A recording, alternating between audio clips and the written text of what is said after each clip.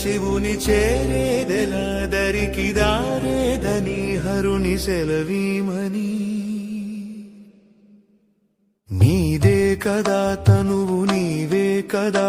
నువ్వు నాదేది నీ దరికి నన్ను చేరని నా శ్వాస నీకు నా నీరాజనముగను నా స్వరము నీకు నా అభిషేకముగను ఈ తనువు నీకు నా నైవేద్యముగను నా కర్మలే నీకు పరిచర్యలుగను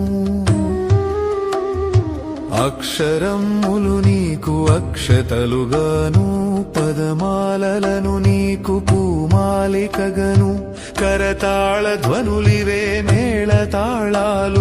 సేవించనా నిన్ను నీ భక్తునిగను